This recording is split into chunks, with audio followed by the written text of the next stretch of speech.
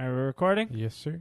Welcome, everyone, to the Rink Rat Report podcast. We were recording this post-game Thursday, post the Pittsburgh Penguins versus Toronto Maple Leafs game. Half capacity at Scotiabank Arena. We haven't had that in a little while. Joined now by Josh and Jason, as always. How's it going? What up? What up?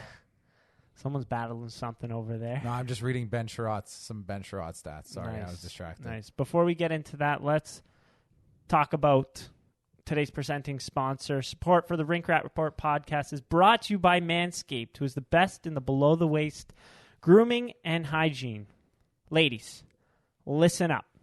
Manscaped offers precision-engineered tools for you and your man's jewels. For any women out there who have come across a hairy bush, you're now in luck. Manscaped, the best in men's below-the-waist grooming, have just launched their 4th-generation trimmer, the Lawnmower 4.0. Yep, the 4.0. Make sure your man joins the 4 million men worldwide who already trust Manscaped with this exclusive offer for you. 20% off. That's 20% off and free worldwide shipping with the code RINKRAT. That is RINKRAT at manscaped.com. So an update this week, I used the ear trimmer, and I was really happy to do so because, you know, just looking at older kind of generations and seeing the situation that's going on in there, in the ears, it's kind of gross. I'm not going to lie. Even the nose hairs, too. Yeah, the Nylander haters have a lot of nose and ear hair. Yeah. That age cohort. Yep. So get yourself the ear trimmer, the performance package. That's what we got right now. It's Fantastic. Incredible. Oh, my God. Makes grooming so much easier. Again, I'm going to keep pushing the ball deodorant. It's, I think, the best stuff I've ever used. Ooh. Keeps it nice and clean, not sweaty. If you're going to play hockey, if you're going on the ODR, you get a nice little breeze. Yeah. It's great. Exactly. I mean, my girlfriend pointed out to me like an ear hair that was growing pretty long on me, and then now ever since, I'm glad Manscaped sent us that the ear trimmer there because it comes in handy so much. I'm not going to be looking like those guys you see at the gym with they're tickling you when they're standing 6 feet away with their ear hairs there. Anyways, let's get into it. Little Leafs versus Penguins. Not a playoff game, obviously. That was a garbage take. Should we start with that off the top? Well, that was the first game, so I don't see why not. I want to address something, yeah. A lot of people were calling that game against Calgary a playoff-type game, quote-unquote. Why? Because Calgary is big. They play hard, even though they have Johnny Gaudreau up front. And they added Tyler Toffoli, another big, tough player. You kidding me? Milan Lucic plays 13 minutes a game, doesn't he? Look that up if that's correct. Yeah, around there for sure. Goodbranson does not play a lot of time. Zadorov does not play a lot of time. Those are their depth players. But it's a playoff-type game, and the Leafs, they look tired. They didn't look good. Guess what? They also had 10 forwards for the majority of the game. Andre Kasha went out, and they only had nice English there, but they only had 11 forwards to start. You knock out Andre Kasha, you have 10 forwards. I know some people that play men's league games with more forwards than that, and they're playing in an NHL game. No wonder the Leafs looked great up until it was 1-0. They were rolling. Mm-hmm. After that, I agree. They looked tired. They looked like garbage. I didn't particularly love Jack Campbell's game either. But guess what? You have 10 forwards. Obviously, you're going to be tired. Yeah, that's one thing I feel like the people who were kind of some people just actively look to hate on this team, and that's one thing that they just completely omitted from this. It's funny that the one game, literally the first game of the season, we were like, all right, let's roll 11-7. Let's try and accrue some cap for the deadline. I love the move, but I love how in the first 10 minutes we lose a forward. What are the chances of that? Come on, what are the chances of that? It was a clean hit. Also. It was a clean hit, whatever. But an unfortunate hit, exactly, and result, he got injured, hit. but Cash is fine now, and he just had to leave the game, and that's okay. But again, like us going down 10-7 with 45 minutes left in the game. Like, that's just an awful situation to be in. So it's tough. It's tiring. Yeah, it's like, I'm a goalie, so I don't have as much experience with it. But you guys know what it's like to play a men's league game shorthanded. Yeah, it's like an amalgamation of things though, because again, you have to play more. You're playing more minutes, and you have less time to rest. I know it sounds silly, but like just those extra 30 seconds of rest that you're missing out on, that adds up over time. So you could just see by the middle of the second period, the Leafs were just literally exhausted. They lost all their legs, and that's kind of when Calgary started piling on most of their goals. And then the third period, they kind of got a second wind. Matthews, I think Matthews or Bunting had a nice goal. It was Bunting. That the first line obviously looked great again, like as always. Matthews almost scored a nice out of the air. He smacked it, hit the crossbar there. But they're a resilient bunch. You cannot you have to give the Leafs credit about that. They are a resilient bunch. And they showed that in a lot of games this year. Absolutely. And one thing, like they had 57 like their Corsi was 57. They had 57 the shot attempts. Like they were shooting the puck. Markstrom played well. They weren't like not doing anything. That's what I don't understand. I don't understand if the shots were like 20, like if they had 20 shots like in the Seattle game, but like they shot 57 shot attempts is a lot of shot attempts. Like that's a lot. So sometimes Markstrom he got his money's worth that game. Yeah. But I agree. They didn't look good, but it was under the circumstances they were under, you just on to the next one there, right? Yeah, and also like let's not take anything away from Calgary either. They're a good team. Like they are a good team. And like earlier in the year they had played a lot of road. I mentioned this. At one point they had less home games than the New York Islanders, who started 18 or whatever amount of games on the road. And they had a very good road record. And so that's why I when I had that model up, it had them so high up because their road record was so strong. And then they just needed to carry that forward at home, and it looks like they've been doing that, and they've been doing a great job. They're a good team. Yeah, they look like they're going to, maybe with the way that Vegas is going with their injuries, they might be a shoo-in to win their division. But I don't know about a shoo-in. I don't know about that. They have a ton of games in hand, that's why. But it'll be close, I think. But the point is, so the original tweet that spurned kind of this whole thing was from Steve Dangle. Everyone knows Steve Dangle. He said, referring to the Flames game, and I quote, "Was the game versus the Hurricanes a quote-unquote playoff game or just tight and fun? This," in all caps, "is a playoff game, and it ain't going well." The problem I have with that tweet, there's a million things I have problem with that tweet. The absolute lack of understanding of, it's okay to lose a game in the NHL is beyond this market at this point. Teams lose. You're going to lose probably 30 games this year. I'm just letting you know right now. And some of them are going to be good games. Some of them are going to be bad games. But to single out this one performance and say, oh, this Leafs team isn't made for playoffs because they didn't beat this select team is just crazy to me. Yeah, it makes no sense. Who are the playoff teams, quote unquote, then? So they beat Pittsburgh tonight. Pittsburgh was first in their division. Doesn't count. We don't take that as a good win because they didn't play the way Calgary played. But also, the Leafs already beat Calgary this year, right? Yep. So what does that mean? It'd be 1-1 in a series. I just the fundamental backing of that tweet makes no sense at all. Also, even going a step further, how many teams in the East play a quote unquote physical style of game? Physical, tight, low-scoring playoff style. Which teams in the East play like that? Not Carolina, because Steve Dangle said that they don't. Even though they do, but it doesn't count. Carolina. Not Carolina. Not Pittsburgh. They play run and gun. Not the Rangers, for sure. Pittsburgh is very defensive. Well, not tonight. We've scored 4 goals on them. Yep. Do you guys see my point? Stupid. It's just I don't get it. If you just give the I screenshotted one of his tweets and put it on the story and just said this is trash. And we're not trying to pick on the guy, but it's just if you give it if you think about it for a minute, it's this just doesn't what he's saying just doesn't make sense. No. And I know he tweeted afterwards that that he was going I don't know why I go on Twitter and do this stuff. I have a platform. I explained to him. I watched the video and his explanation is pretty. His tweet is his explanation. He just. I don't know if he has PTSD from all the years, but hey, buddy, all of us have watched the Leafs too. We've been through it too. But yeah, I think you made a great point. Just don't treat this one game as if it's the 18-wheeler falling off the cliff, right? Like we mentioned at the beginning of the year when the Leafs were, 2-4-2? And we said, give it time. By November 19th, we even set a date. We said, this is the panic date. If you don't like their performance up until then, that's when you should start to panic. And then they went 11-1 or something. Yeah. Yep. So, also, it's okay to just enjoy the regular season games. I get it. It's all about the playoffs. But, this is a good team. Exactly. You think Tampa Bay Lightning, defending Stanley Cup champions, are hyped to play the Leafs in the first round of their defense? No. It's a terrible matchup for them. The Leafs have beaten Tampa Bay this year. Yep. Once or twice? Once. Once. And then they lost once. Okay. It's gonna happen. This is a really good team.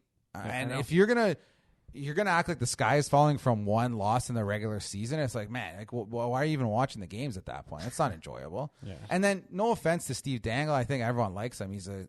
Seems like a very nice guy. Has a lot of good charitable efforts that he contributes to. Seems like a good guy. He then complained that people kind of went at him on Twitter. Leafs fans are the reason that he has a job at Sportsnet and stuff. No, it's true. Is that an unfair take? No, that's fair. That's because fair. people watched his videos and agreed with a lot of stuff he said. So if you say something now that people disagree with your 200,000 follower platform, you can't be why are you? It's my opinion. You can't get mad. Well, no, they're allowed to get upset if you say something stupid. It's my opinion. I'm allowed to have an opinion, and my opinion is that your opinion is shit. Exactly. And I'm not ripping on Steve Dangle. If you like to follow him, I used to follow him. I thought he was a good follow for a long time. I think there's nothing wrong with that. But you have to understand that that's not a voice, in my opinion, that speaks for Leafs Nation. I think that's going into the wrong side of this fan base, in my opinion. Yeah. I mean, seems like nothing personal against him. I just thought, that take was kind of trash from him. And a lot of people ripped on him for it too. Yeah. He also said, so. I don't know. He said on his podcast that the Leafs might trade Jack Campbell, which was another. And to be fair, the other guys on his podcast, Adam Wilde and Jesse Blake, were kind of ripping on him, dude, what are you talking about? That makes no sense. And then he kind of backed off it. But again, these guys, what they say is not gospel. You don't have but it's just a weird take. Nothing that anyone says is gospel. Unless it comes from Bob McKenzie. Oh, okay. And us. We're always right. Everything we say is not up for discussion. But let's get into that Vancouver game. I was able to record this and watch it and watch some replay. I went pretty in-depth in this game for this one right here. There is a defenseman on Vancouver that the Leafs are, one reporter in Vancouver said the Leafs are supposedly interested in. And just the style of play that Vancouver played, I have some questions and such about it. Number one, and this game and also the Seattle game kind of brought this up. Do you think Tavares is too slow to play center for the Leafs in the playoffs if they're going to go on a deep run? No. You don't? I don't think so. I think there's a lot slower centers on a lot of good teams. Then how do you shore up his defensive game? It might just not be that good this year. And you're just going to run with that in the playoffs? Correct. Wow. Okay. I was expecting something else. I think. Sorry, I think it's. No, you go. I think it's not just him. William Nylander's defensive game is last 10 games. No offense, piss poor, lazy, bad. Sorry, bad. Yeah. Even tonight, I was pointing out some plays to Jason that are just bad. But it's okay if they generate offense. It's fine. I don't think you expect that line to be good defensively at this point because they've been really bad defensively. Yeah. Okay. Yeah, honestly, we've talked about the second line a bit on this podcast earlier in previous episodes that they haven't been at least since January's come, they haven't been that good. They were really dominant to start the season, but they seem to be giving up a lot more than they're getting now, especially, and that's not just in regular goals, but in expected goals as well. So, those guys are minus players right now on the Leafs. That's pretty hard to do. Yeah, especially a point per game. Yeah. I know. Wow, I didn't actually. Yeah, I guess I saw that before. I didn't clue into that. And again, they're obviously fantastic on the power play, and they're helping our power play out a lot. And we're not taking anything away from their games, but at 5-on-5, it'd be nice if we can get a little bit more. But I don't think that it's a problem. I don't think it's that John Tavares can't play center in the playoffs. I don't think that it's that big of a problem. Me neither. But what do you think? I think I'm focusing more on micro details here, but I'm just thinking you move him to the wing, you somehow just pie in the sky, get a faster center. It's going to help that line a ton. This is not a discount to Alex Kerfoot, who he had a couple great chances tonight. Scored against Seattle. He's been very good, but it's just the defensive results from that line this year have just been horrendous. Their overall results now are just teetering into, not teetering, they are horrendous. They've been terrible. And there's so many instances of just that I've seen in the neutral zone or getting back or in the defensive zone where John Tavares is unable to, he knows who his man is, but he's unable to keep up to them. And it was against teams like Vancouver, or it was a couple instances I saw against Detroit. The one against Seattle, I mean, that's kind of just a shitty play, but he seemed to be a little late. I guess he wasn't expecting the puck to hit the ref like that on the first goal there. It seemed like a late reaction. There's a couple things going on there, though, so I give him a semi-pass on that. But just a few too many plays where I'm just wish you could, I don't know, light a firecracker in his pants or something, make him move a little bit faster. But I don't know, how do you, going into playoffs, I wouldn't be overly comfortable if our second line is still playing like this. And it's something we mentioned last week, or I think even possibly the week before, right? Yeah. I think they've been straight up bad at 5-on-5 for a couple weeks now. We've been, like you said, we mentioned a couple times, but I think you give them time to bounce back. But the numbers are getting kind of to atrocious territory. Nylander and Tavares are both in the bottom 50 in terms of evolving Wild's defensive metrics, in the whole league. Mm-hmm. So that's bad. Top 70 or 80% in offense. Yeah, absolutely. So then there's where kind of my point comes in from before, is that I guess at this point you can kind of just ignore the defense part and just hope that they chip in more offense than what they're giving up on defense, which they have been, to be fair, for the most part this season. Yeah. Well, I guess tonight everyone kind of got caved in terms of expected goals at 5-on-5. They gave up a ton of shots, but they won, so that was a positive there. I just did a quick little search on just John Tavares and William Nylander as of January 14th, and they're averaging around 3 expected goals against per 60, and whereas if you do it through the whole season, it's about 2.5. So they're clearly giving up a lot. It's not just what we see. Again, the expected numbers do back this up. They're giving up a lot more on defense in the past couple weeks. But one thing I want to point out though is that their on-ice save percentage. On-ice save percentage has been terrible over that stretch too. It's been 79.69. It's also because of their defensive exactly. positioning. So you can see it with your eyeballs. Exactly. So it's probably a little bit of both, but hopefully with a little bit of luck though we can see it get lifted. The other way. Yeah. Yeah. I guess. I mean, how much more time do you give it though? Whole season. There's not really, Joe, no offense, there's no other choice for your second line center. What's the other choice? Are you thinking Claude Giroux? I don't know, or maybe move someone on the wing, the only thing I would see is you put William Nylander at center. Yeah.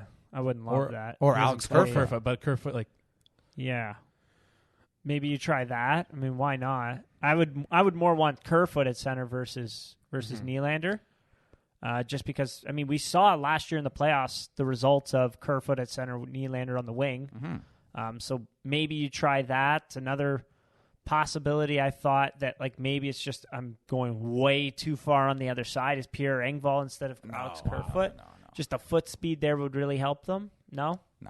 I think you're giving up way too much offense putting Pierre Engvall up there. That's what and I'm not trying to disrespect Engvall, but offensively he stinks. You're giving up way too much. I'd rather just be slightly worse defensively and just still be that powerhouse offensively. Yeah, I think it makes sense though too. But I think your main point makes a ton of sense because Tavares' foot speed also makes it a little harder for them to generate a lot of speed in their exits as well. And you see they're getting stuck in their own zone a lot. Yeah. And I was saying this to Jason as well. That's why I think they should line match this line way more offensively. This should be almost an offensive zone only line. Yeah. I don't hate that. And games like tonight against Crosby, you can match Matthews against Crosby. You can match Kampf against Malkin, and you can let this line run free kind of.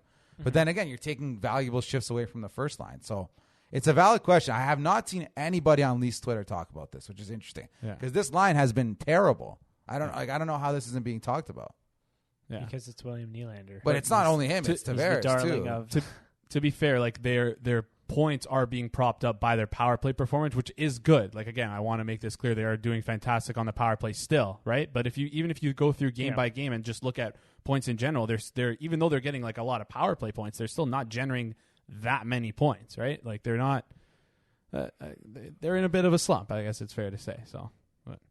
Yeah, I guess so. It was just something I targeted, and I'm like, this is causing a lot of issues. How do you fix it? And I guess maybe I wasn't looking enough at the positives for it. Yeah, but and I wonder if like a way to fix that is just being like, instead of just be like, I feel like our first line does this a bit where, and I remember watching Tampa when I was younger with St. Louis and Stamkos. Like St. Louis would play more of a centering position than Stamkos. Maybe that's kind of the solution. That's what Mark Stone was doing with Chandler Stevenson. Yeah. So maybe like that's why I think maybe Nylander can drive play through the ice. But again, like, I don't think Nylander can play defensively as in the middle of the ice. No, I know.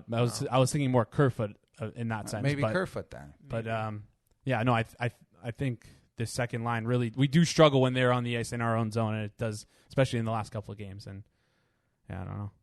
Yeah, hopefully it'll come back. I think it's a great conversation to start though. Like, because it sounds crazy. Like, oh, Tavares, he's not quick enough, but you could clearly see that's the deficit in his game right now is his foot speed. Yeah. But you think of some guys have been able to. I think of Ryan Getzlaf. He's like, I don't know, 5-6 years older, and he's still playing at a decently high level. Like, I think there's ways you can compensate that, and maybe we got to think of ways that they can hide that deficiency. Yeah, exactly. So I think there maybe a philosophical change or like a strategic change in that line is needed. Yeah, maybe. It's interesting because they were playing well. They're playing fantastic for the first, I don't know, half of the year so far. I guess they were.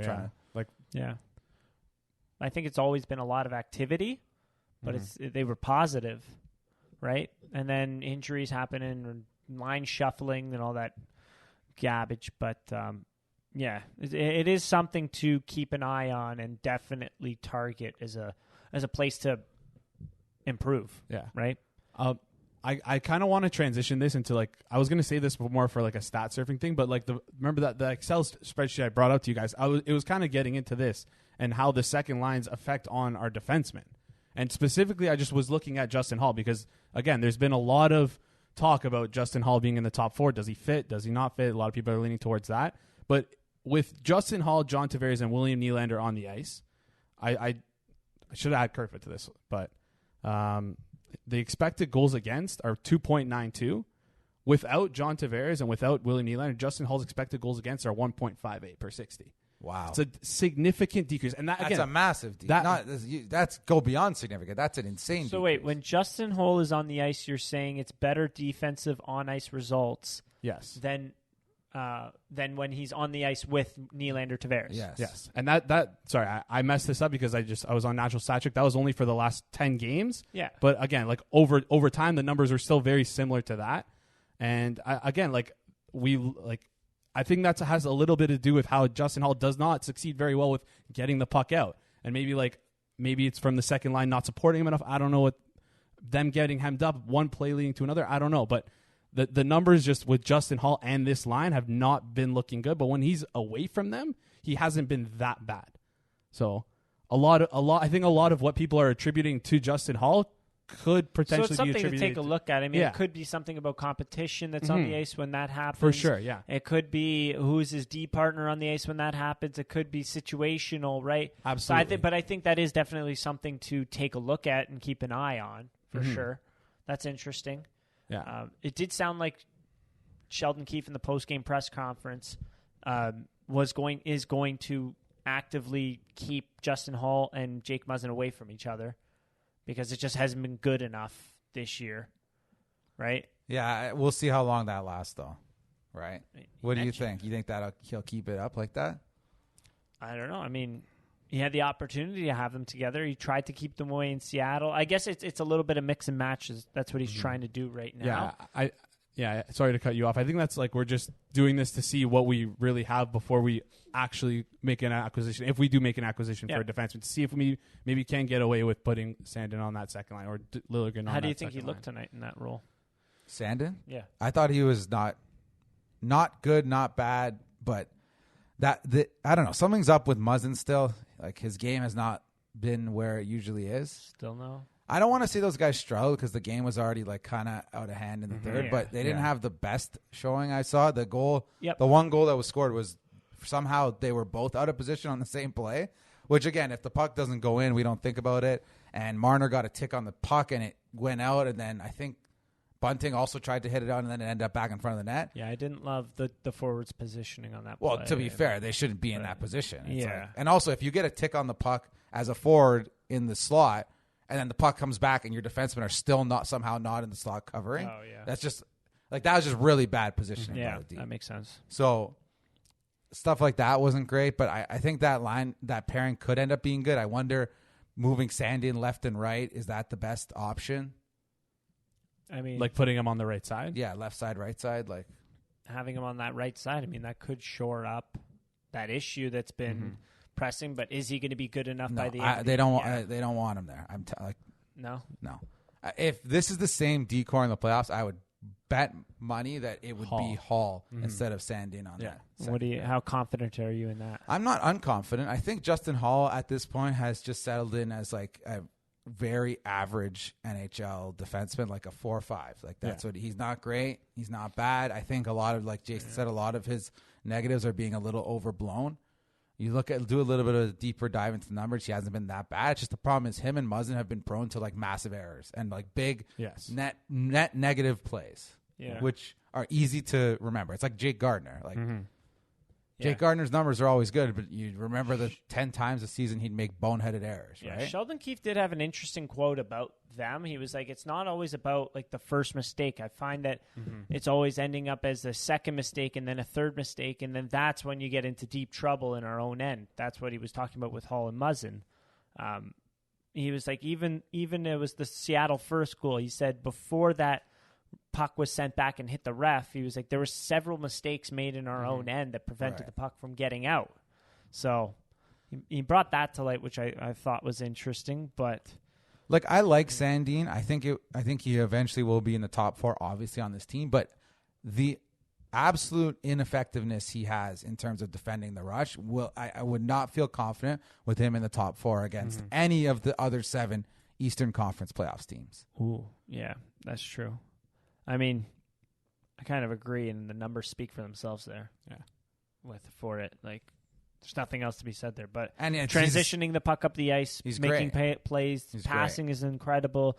Power play, quarterbacking is awesome as well. That's why, like, he's a perfect third pairing guy in the playoffs. Like, he'll be fantastic. He'll be one of the better guys in the league in that role, and I think that's a great spot for him now. And eventually, and we'll see what happens at the deadline in terms of 2 right D, that position. It's very interesting. Any other thoughts on tonight's game? They played pretty well. The first line right now is the best line in the league.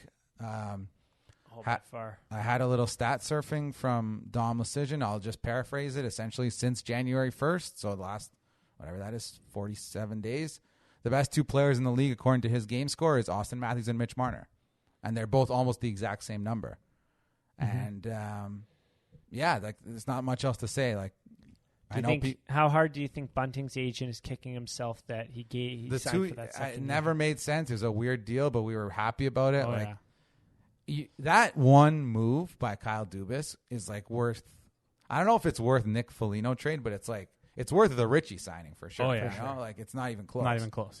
Yeah, that and the Kasha and Kampf. And Kampf is making up crazy. for Ritchie by a lot. 7 goals, by the way, this year. Insane. Yeah, I think he has.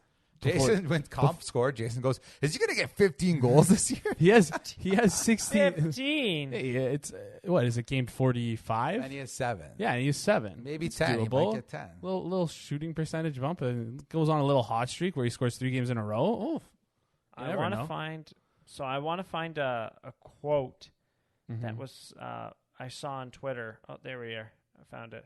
So Kevin McGran said. This is the full quote. This full tweet. It's hockey. It's nice to get out and play. From Nick Ritchie. He didn't say much else. Clearly unhappy. And after he scored that goal, he looked very. His body language is not great for a guy who's like looking to get back in the league. Like, it's a bit disappointing, I would say. And a lot of the tweets in response to that they kind of were ripping on Ritchie, but a lot of the stuff that was being said was pretty true. Like, there's nobody to blame for Nick Ritchie's demotion other than Nick Ritchie, unfortunately. Yeah. And I get he's probably upset. I do feel bad for him a bit. Like, but he got 10 games run with Matthews and Marner. Like, and he did nothing. Look what Bunting's doing with that. Bunting's Yeah. going to make $5 million in 2 years. He is. Don't laugh. He 100% is. Yeah. A little 5x5. Even Kosh played without Marner. He played with Bunting, and he looked fantastic. In just the 2 games that he did that. Like, yeah. better than Ritchie ever looked with Matthews. Yeah. So Kasha looked better offensively than Ritchie's ever looked when he's been buried with defensively with David yeah, Kampf. that's a great point. Yeah. I don't know. Like, Nick Ritchie just needs to figure it out. He could never figure out. I don't know. Like, are the guys on the team bullying you and not passing you the puck? Like, it's crazy hearing that. I mean, you understand it. Like, you come back home, sign in Toronto, decent deal. What, 2.25 or 2.5 for 2 years, and then like you're supposed to play with Matthews and Marner, and now you're with the Marlies. Like, just a fall from the top, I want to say, for that. It's unfortunate, but it's like, okay, now you gotta work. What are you gonna do? Do you think he gets traded? They're working really hard, they said on Saturday, to get him traded, but it's like, who wants him, and how much are the Leafs willing to give up to get him out? I don't think they should give anything. I agree. I don't think they should give anything at all. If they have to give, I just wouldn't even deal him, because I agree. I think a deal will come around in the offseason that will, like, a team will be willing to give for him, you know, and not. I think if we're having to give to get rid of Nick Ritchie, I think that's a mistake, honestly. But again, it depends. But also, like, if the Leafs do make a not a splash, but if they make a move at the deadline, chances are, if moving Nick Ritchie is what makes that trade work cap-wise, the other team will just take him, I think.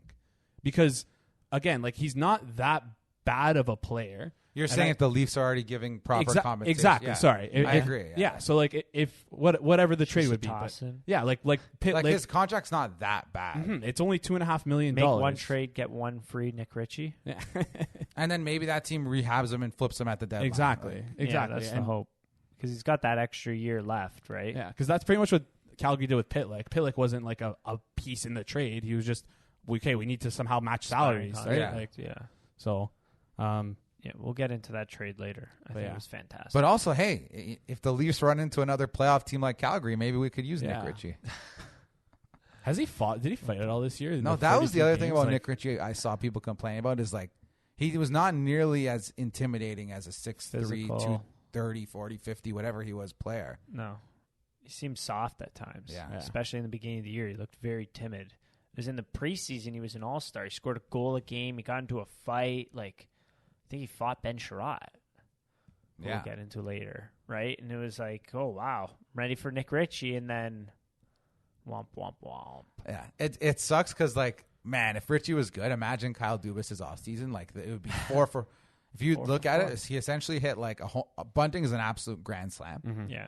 Kasha is like a I call it a home run. Yeah. Comp or a triple. Kasha and Comp for like extra base hits. Yeah. And Nick Ritchie's like 0 for 4 with 4 strikeouts, golden sombrero. Like, as bad as it could be, but you can't get them all. It is what it is at the end of the day. Yeah, I agree. What have I got here? In terms of the Vancouver game, just wanted to go back to that real quick. Mm-hmm. Did that give you Montreal series vibes at all?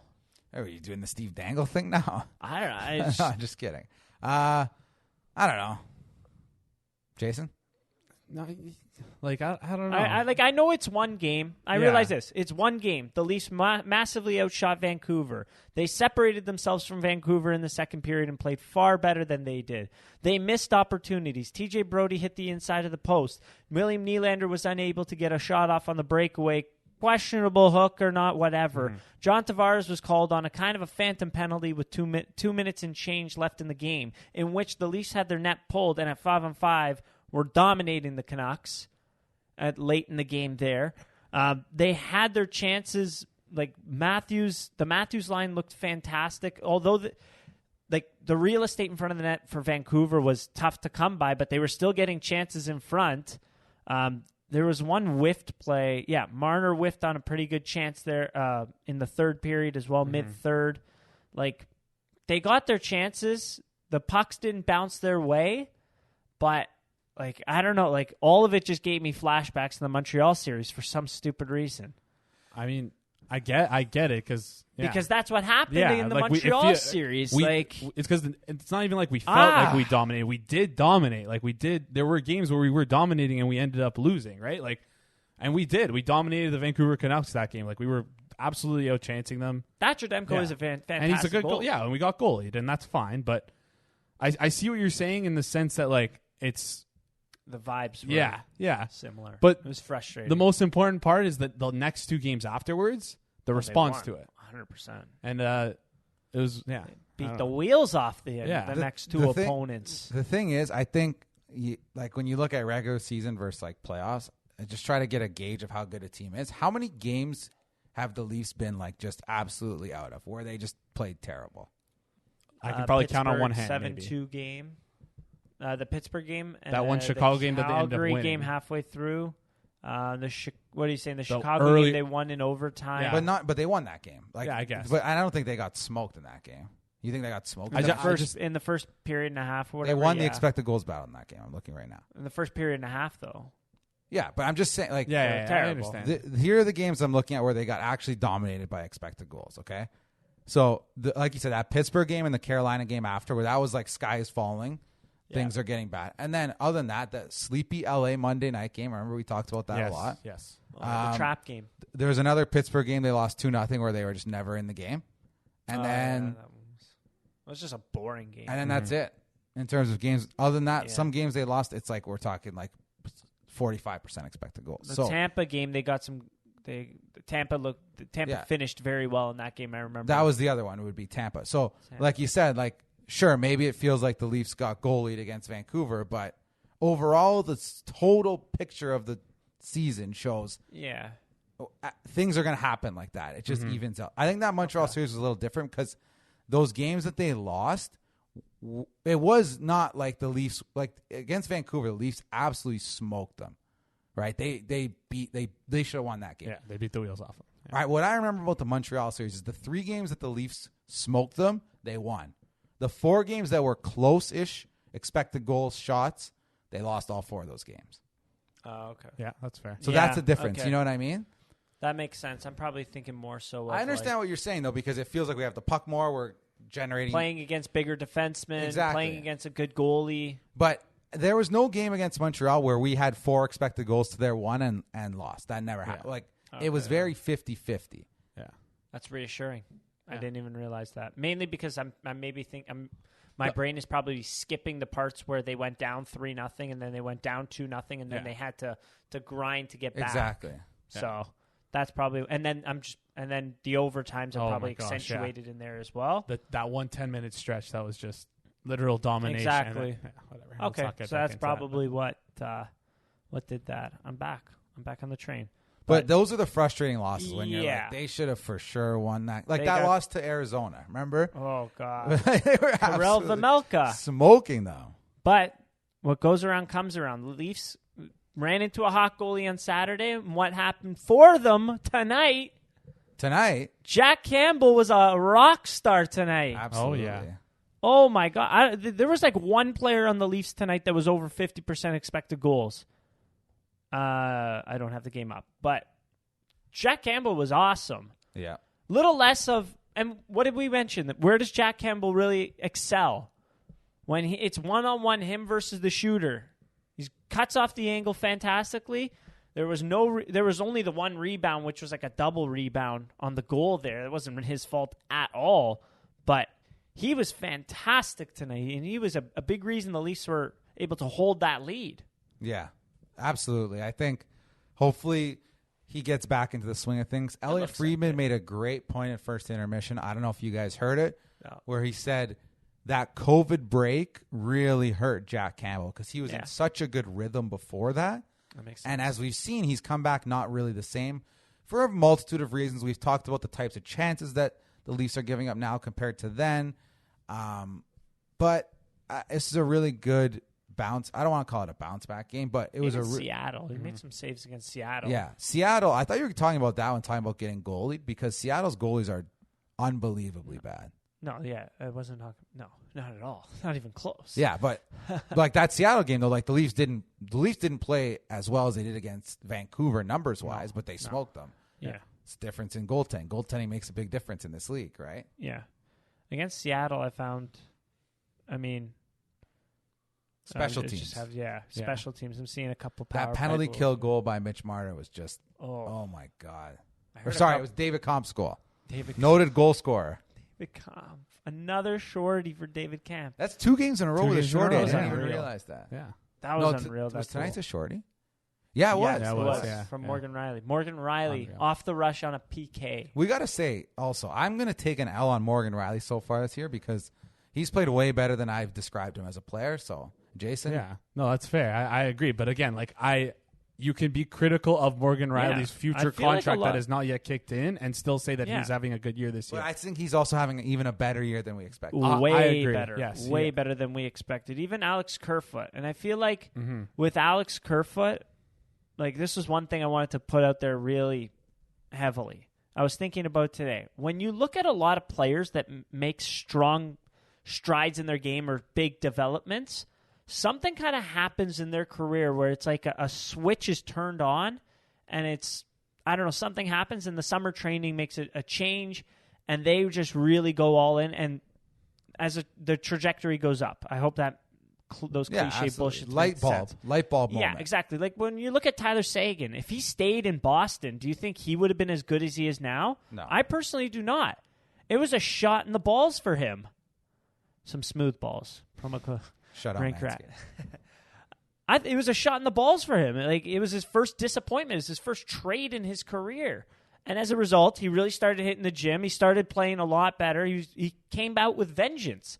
I think that this summer with the expansion draft, if there was no expansion draft, you do not see an Alex Kerfoot like we have right now. That's a good point. I think that expansion draft was a swift kick in the dick for him.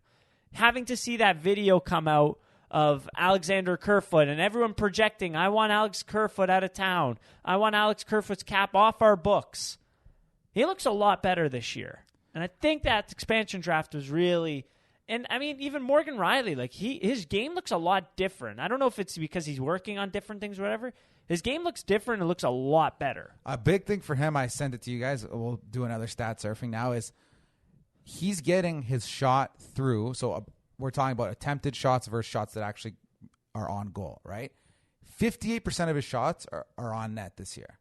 58% of his shot attempts are through. He's never been above 50% in any season of his career before. That's a great example of a couple extra assists for him. He's scoring at a better rate this year already. You saw his goal tonight. And that's helped on the power play as well because he's actually becoming a decent shot threat because instead of his shots going into guys' shin pads all the time, a lot more of them are getting through. That's an example of a very clear change in his game that he's made for whatever he's been working on. There's a video today of him doing it, actually, with Haley Wickenheiser. So, like you said, you got to give him credit for these things. It's a very, very impressive improvement. He's really leaning on that stick. That goal tonight, he leaned on that one. We talked about that one year he scored 20 goals, and we said, how did Morgan Rielly ever score 20 goals? Morgan Rielly scored 20 Looks like he might get 10 this year. I think, is he at 20 now since, like, combined the season since his 20-goal season? Is he at 20 combined yet? He's at 14. Oh. Absolutely crazy. The rest of his career, he's at 44 versus the 20 that year. Shooting percentage. That was insane. But he scored some he's not scoring like screen the goalie didn't see it at all. He has scored some beauties this year. Think about the one against Buffalo. Think about the one against the Rangers. Think about the one tonight. Like, oh my God. He's ripping them bar down. Also, we're flip-flopping subjects here, but power play goal, right? Talks about comp, shorthanded goal. Special teams. We got to give some flowers to the special teams.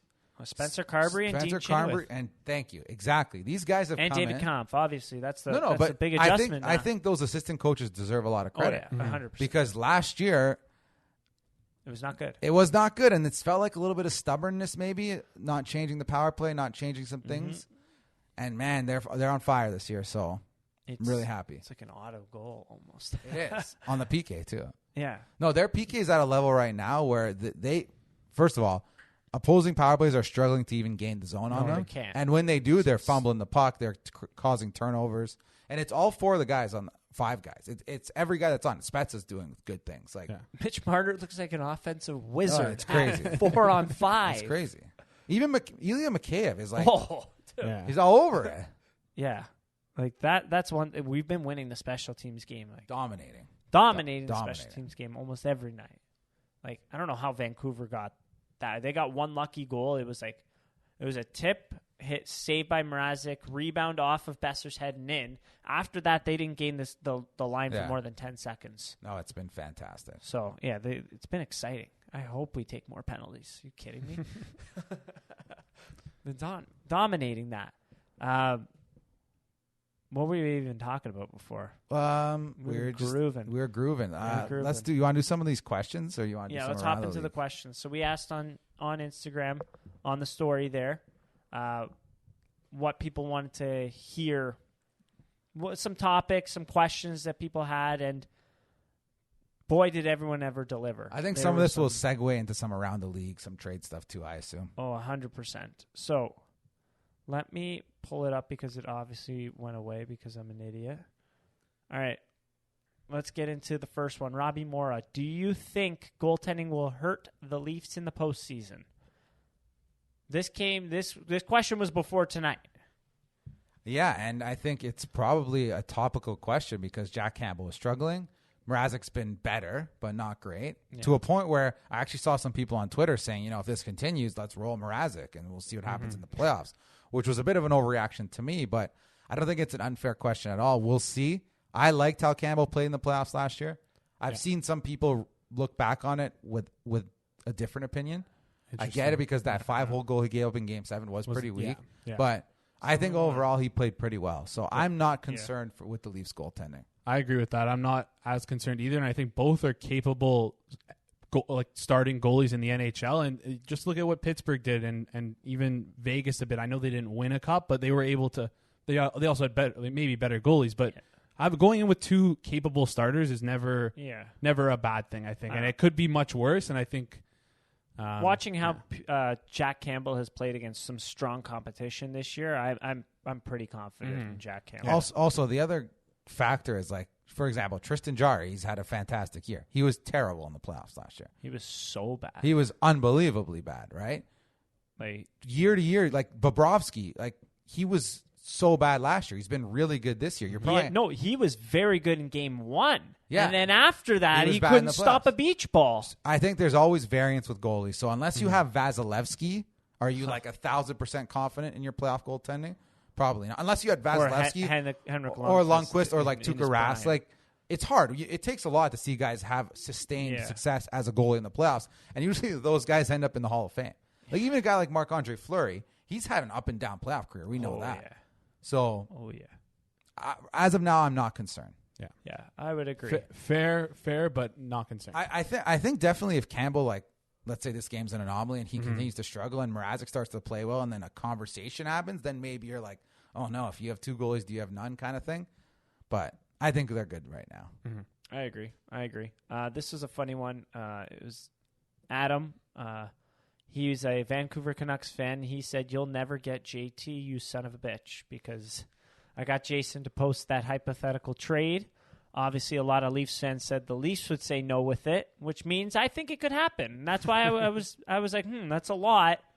Maybe take out Connor Garland from that, couple prospects here and there, but I liked it. I mean, thought it was interesting. What was the trade again? Sorry, I don't even have. So it was a big galaxy brain trade. I was just thinking about it one night. It was JT Miller, Luke Shannon, Connor Garland, because again, it was just that thing that Freeman said on 32 Thoughts, or maybe it was an intermission a couple of weeks ago, that Garland was actually teams were looking at Garland, and Vancouver said they'd be willing to trade him. But those 3 guys essentially, because again, Luke Shannon would fit well on this team, and JT Miller's good, and maybe they might want to move him some too. Stuff Garland around the net. He's a little squirrely guy. JT Miller's just an overall offensive. I agree. I get why the Leafs would want these guys. No doubt about it. And then on the way back, I think it was Kerfoot, Dermott, Nick Ritchie. Those guys are all for cap purposes because you can't get a deal done like that unless you give those guys. Yeah. And then 2 firsts. Niemela and Rodion Amarov. Yeah, I think value-wise, that trade's probably pretty right on. I know Leafs fans are going to say you're giving too much, but I think JT Miller alone is returning a first and a high-level prospect. Yeah. Oh, So- 100%. So, and Connor Garland was Very essentially traded for a first. I don't want to say that it was a weird trade this summer, Yeah. but Yeah. he could probably fetch a first Yes. round pick too. Yeah. So And then Luke Shen, a mid-round pick. yeah, Yeah. so I think. maybe the Leafs give a little too much with 2 prospects, but I don't think so. At the deadline, Yeah. you're always giving too much. Yeah. And I was saying this to Jason, like this goes perfectly into what you were saying about the second line. It's if you had a guy like JT Miller, yeah, he's not good defensively either, but now you have a literally stud Now you're- offensive line. Now you're scoring a lot. of Exactly. goals. So that's kind of my vision for that line as well. But Yeah. That was kind of the idea behind it, is get a good second line punch, and then Garland comes in, fills out the depth Exactly. on that third line pretty Yeah. well. And We've, then, we've seen more than yeah. a few examples of JT Miller just completely whiffing on defense, but then going the other way and putting up some highlight reel goals. he also plays a bit of center, takes a lot of face-offs, so maybe that, I don't know, who knows, you find a fit there. But There we go. There we go. But So I think I he's- want JT. I think he's probably right. I don't think the Leafs I are gonna want have JT Miller. This is from Ethan Spence. He said Richie's 5-year plan. He should probably request a trade, to be honest. Well, obviously. I mean, I would fix his body language a little bit Yeah, and especially at the Marlies. Like, try to get a new environment. look how Josh Hosang is trying to return to the Ooh, NHL. Not yeah. saying that you're out of the NHL, but He is, and he's grinding. so Yeah. He's grinding. There's a lot of examples we've seen of that. This was a great one. Maxwell Hunt 9 said, "Does Ben Chiarot make the team better?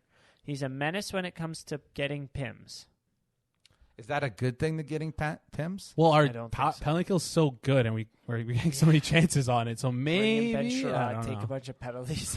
Should we have this Ben Chiarot convo right now? I Sure, think it's might as topical. well. Yeah. Yeah. Okay. I'm in. Go What do ahead. you think of Ben Chiarot? Well, okay. It's a complicated question because do I think Ben Chiarot is a serviceable top 4 NHL defenseman? I actually do. I think in a second pairing defensive-minded role, I think he's good. Is he that much better than Justin Holl? At some things, yes. At some things, no. So if you're having to pay a first-round pick and a prospect to upgrade from Justin Holl to Ben Chiarot, in my opinion, that is not that is not exponentially making your team better. It might be even making your team worse in some scenarios. Yeah. The thing with Ben Chiarot is when you do a deep dive into his numbers, because of whatever's going on in Montreal this year, he's playing more of they're relying on him more for exits and being more offensive. He's playing the power play, which is clearly not his intended role. And I think that's kind of making his defensive game suffer.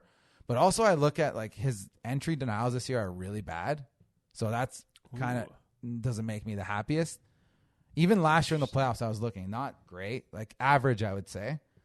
But the thing about Ben Chiarot that I would try to play devil's advocate and be positive here is that, Jason, you pointed out the Leafs have been leaking oil in front of the net, right? Yeah. He's a good in front of the net presence in Yeah. the NHL.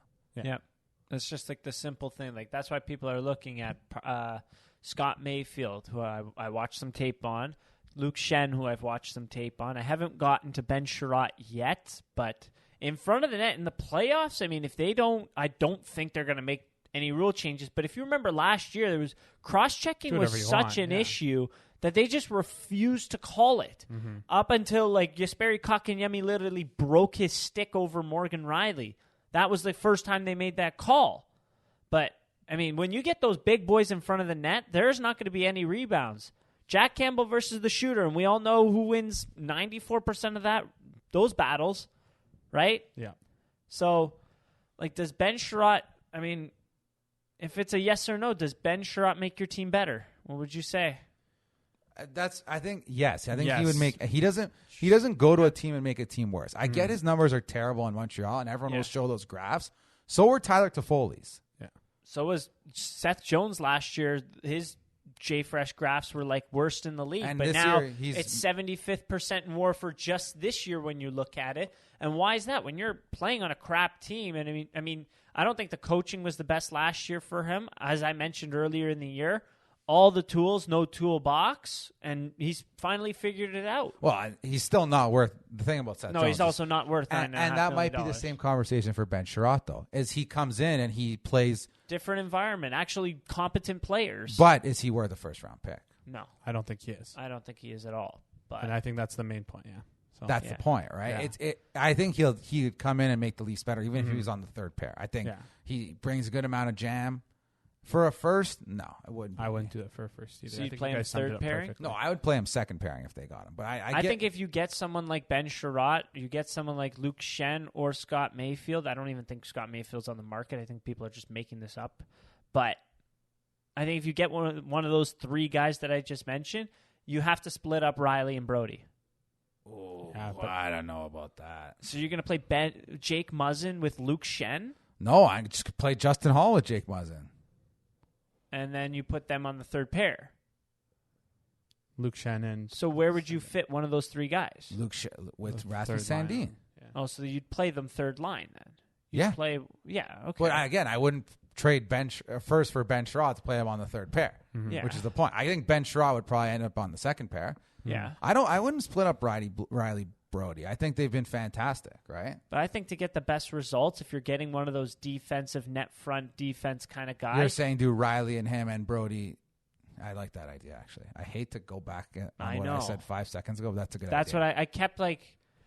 For a long time, I was like, where would you even fit these guys? But I was jamming a circle peg in the square hole and just jamming. And then I went, hey, hold on a second. But you can't play. Which sucks you can't because play they've Luke been so good together. You can't play Luke Schenn with Morgan Rielly, though. I'm sorry. No? No, you can't. No. Okay. It's too. But maybe Ben Chiarot and Morgan Rielly makes sense. Maybe. Maybe Josh Manson and Morgan Rielly makes sense. Do you think offensively Chiarot's better than Schenn? Yes. Okay. I do. Okay, that makes sense. I haven't gone through Ben Chiarot yet, but Luke Schenn and Scott Mayfield, skill wise, oof. No, those guys are third pairing guys, though. Yeah. Scott Mayfield's numbers are nice because he's been playing with Adam Pelech, and Adam Pelech's one of the 10 best defensemen in the NHL. So What I find interesting about Scott Mayfield's game, like he skill wise, he's terrible. His skating is very sloppy.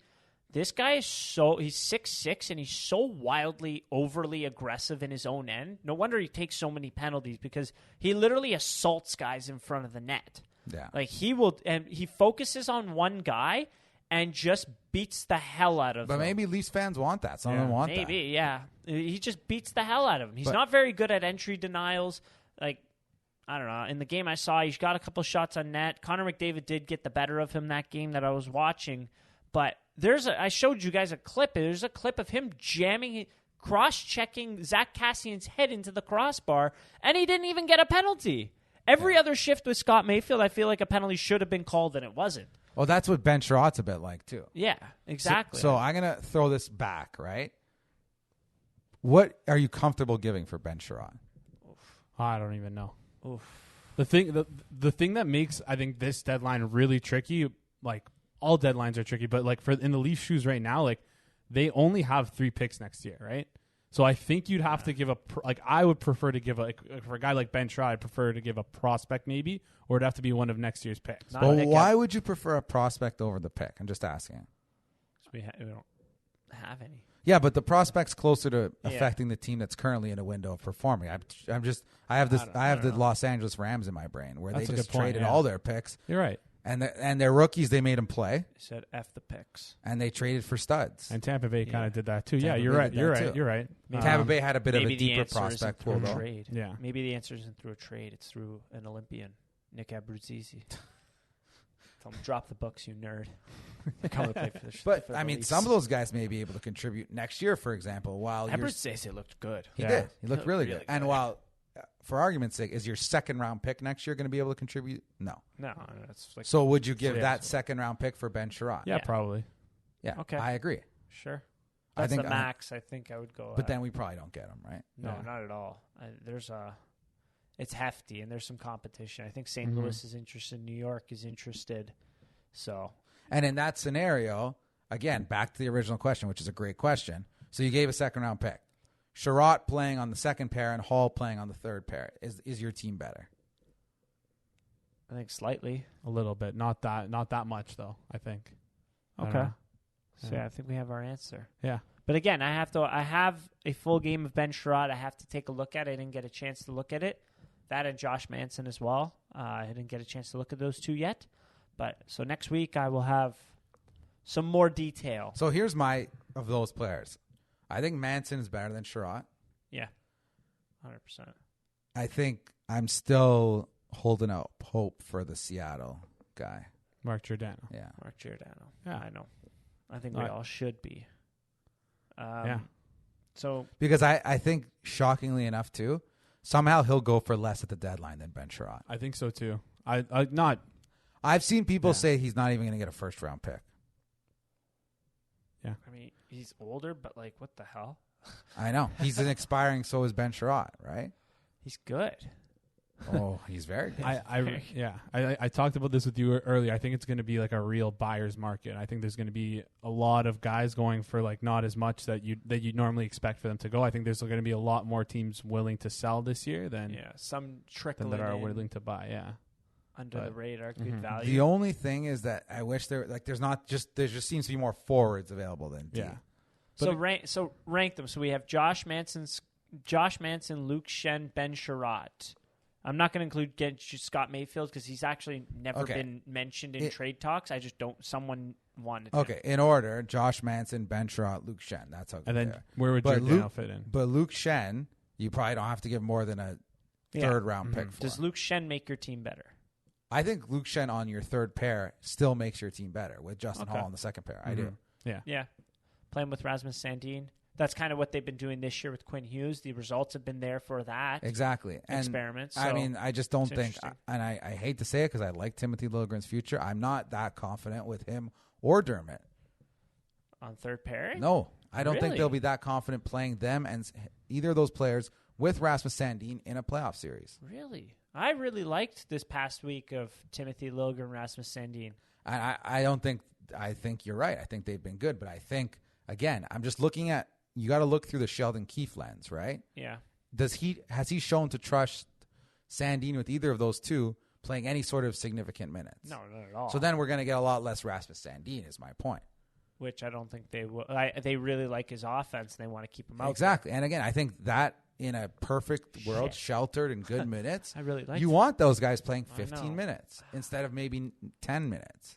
Yeah, that makes sense. Damn it. I really like Timothy Liljegren. Want to see him more. So do I. I think anyone who thinks he's going to be in the lineup playoffs game one, I don't think that's realistic as of now. There's so many little things with his game, too. But that's not a bad thing for him. I think he could still, eventually get there. He's only 22, right? So, yeah, which is we've been talking about him for 5 years. I know. That's why it seems like so long. Yeah. That's why it seems like so long. Okay. So, well, yeah, like I said, what do you guys think on that? No, you summed it up perfectly, I think. Yeah, I see a fit, and I see a fit with Luke Shen. You see the results in Vancouver. You didn't get to see them, obviously, Saturday because Quinn Hughes was out, but the overall results are there to show that Luke Shen defensively has been strong. Mm-hmm. He's a big body. When he hits you, you feel it. In front of the net, he clears out all the garbage. He just needs a puck mover with him to help move the puck up the ice because he cannot do it because he cannot pass the puck. Yeah, I find it's a good or skate the puck. It's a good archetype fit with Sandin. I like the and again, you don't have to give that much for that player. Mm-hmm. Yeah, right? yeah. And he's also $850K for this year and next year. So it's like the only thing about that is then you're really probably not using Timothy Liljegren next year. I think you would just play Timothy Liljegren next year. He could just be a 7th D. I don't think that's like that big of an issue. He's only like again $850K is nothing, right? Then you'd have to move Dermott out or something. He's gone. Maybe. I'll be shocked. Or you could always just trade Luke Shen in the offseason. I'd be shocked if Dermott was a Leaf next season. Next season? At the start of next season. Yeah. What percentage would you put on it? 30. Yeah, like 20-30%. 20-30% that he's a Leaf next season? Yeah. And that's the year he makes the jump. Yeah. Also, the other thing about Liljegren is he's an RFA this year, is he not? Yeah. Liljegren and Sandin. Who knows? Those will be interesting contracts. But yeah. I think a bridge, few. Oh, yeah. Yeah, not much. But I guess I'd rather if I'm giving a first, I'd rather get Manson than Chiarot if Manson's healthy. Yeah. And if Manson wants to come to Canada. Which seems like he doesn't. So it's a mute point. Yeah, they're going to lift the restrictions, and then we'll convince them somehow. I want Giordano. I think this is my last kind of point here that I want to make is the biggest thing last year is when we traded for Foligno, there was a lot of arguments to say why, blah, blah, blah. But not everyone was convinced that Nick Foligno is a good hockey player at that point. Yeah. And I'm not saying good as in like he's an NHLer. Like I'm saying like talent-wise. Talent makes your team better. Yeah. Contributing. I want a guy that's for sure a good player where nobody has to debate. Like, I don't even care what they give up if they get a guy where everyone in the fan base is like, man, we got a good player. You get Ben Chiarot, no matter what you give up, at the end of the day, I think the majority of the fan base is going to say, I don't know if this is a good player. Yeah. No. He might be good, but you understand what I'm saying? Like, I want... Like, how happy is Calgary to get Tyler Toffoli? Tyler Toffoli is a good player. So you're saying talent-wise, yeah. I just want a good player. Because we just listed off 3 defensemen where it's like, oh, in this situation, in this way, they do this well, they do this well, they don't do this well. Their overall numbers have been this, this, and this. Overall, you just want a hockey player that is good at playing hockey. Exactly. Where it's not even a debate. Not it's a like, debate. This guy is good. Yeah. It's like Calgary traded for Toffoli. People are saying they gave too much. Everyone in Calgary is like, wow, we just got a top 6 winger all day, every day, 3 years left on his Who deal. shot the lights out last year. Yeah. Gave too much. I didn't understand that gave too much. They, a low first-round pick, a guy, and a former second-round pick, and an expiring contract. A former second-round pick who's been traded like twice now as well. Yeah. I don't see it. For a guy with term, too. It's not even, this is not a rental. Like Term at a good number. 3 years at a good number. That's why Dave, our resident Sens fan, was like, that's a lot. Like last year, Toffoli only went for a second or whatever from LA to Vancouver, which is a great deal. I don't know why Vancouver let him walk, but that's the big thing. He has 3 years at what, 4.5, 4.25? Yeah. It's a sick joke for a guy that has scored 25, 30 goals before. Playoff performer as well. Like, that's a great deal for Calgary. They also kind of... They got a good player. I was listening to Overdrive the other day. A little tangent on this one, but they were talking about... Dreger was talking about how initially Calgary wanted Josh Anderson, which was interesting, and they had to settle for Tyler Toffoli, which makes me think like, wow, you ended up getting the better player, I think, but far better player. Yeah, I wonder what they were asking for Josh less Anderson money. Too. Yeah, it's just. If I was Montreal, if someone wanted to give me a first for Josh Anderson, like take him. Yeah, like that's in a rebuild. That's just such a no-brainer. They probably won't end up doing it, but yeah. Anyway, sorry, that was a little side tangent. The other guy in Montreal that the Leafs haven't been connected to, but they're saying Jeff Petrie is available. He's had a terrible year, potentially, but he's a good hockey player. He's been fantastic the last 5-10 years. So if you could make that money work, I mean, I'd rather have Jeff Petrie than Ben Chiarot. I'd rather have Jeff Petrie than a lot of our defensemen. Exactly. So I'd rather have him than Muzzin right now. He's making $6.25 for the next 3 years, I believe. Yeah. How old is he though? He's 34. Yeah. So it would have to be almost a full retain for Montreal for us to make that work. The problem with that is that he's in the first year of a 4-year deal, right? So teams rarely, other than us, retain on that long of a deal. I'm just saying, it's another guy that's available. It could other be an than us. play. Yeah. Other than us. Other than Phil Kessel. Other than the damn Leafs. But what can you do? Anyways. What other... You were talking about some trade targets, Jason, earlier today. Which other ones was I? Pavelski, Giroux. Yeah, no, but that's... Pie in the sky. Yeah, that's hoping for... 100%. I'd love that. Yeah. Tomas Hertl. Yeah. I don't know any of those guys. Because again, with looking at the Justin Holl stuff, maybe the best thing to do on defense is just to not to do anything with our defense, right? And then just I honestly say, who cares about your defense if you're able to get someone like Joe Pavelski, Tomas Hertl, Claude Giroux, elite impact players, that high level player. Like, I'm not saying go and get Josh Anderson like that. Yeah. No. Like, I understand that the defense is of concern. However, if you're getting that high level of a forward and you're making your forward group that much better, 100% do it all day. Yeah. It's an overall team improvement as a result. Yeah. Right?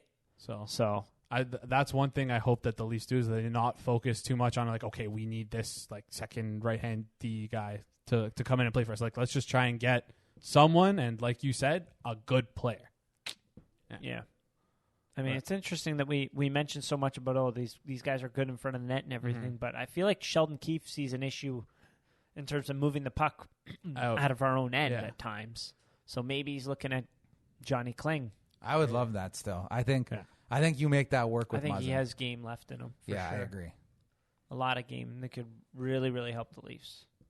Right? You can't get sucked in too much with these on ice impacts. It's good to reference, but you'll also have to reference what you're seeing when you watch them play.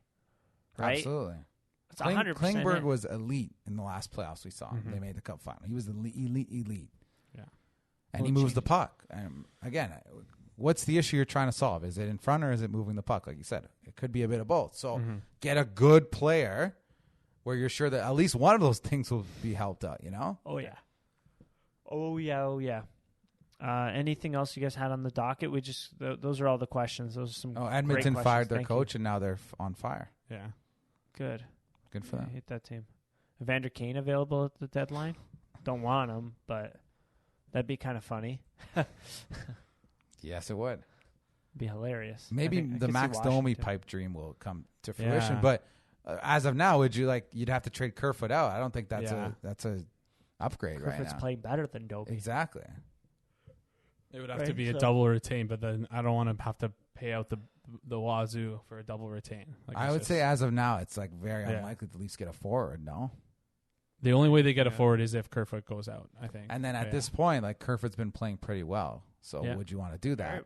But we'll see how he plays. Mind you, he does have a high PDO. It's come down a bit, but to start the year, his PDO was a little high. I still think I'm not knocking Kerfoot, but again, like I wouldn't say Kerfoot's play would like if we could again like I've said 1,000 times in the past 5-10 minutes. If we can get a better player, let's do it. And if that's a forward, same let's PDO as Tavares and Nylander. Yeah, fair. Ooh, makes sense. Interesting. Yeah. Interesting.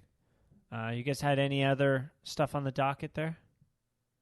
And was that all the questions? Was there anything else? Yeah, those were all the questions that we Some had. good It was very good questions, very topical, Quickly, the Leafs claimed Adam Brook and then sent him down on waivers, so we'll see what happens tomorrow at 2:00. Yeah, hopefully Friday at Vegas 2:00, yeah. claims him again, and then he has to go back to Vegas, and then the Leafs endless cycle. Vegas has an injury; they have to call him up.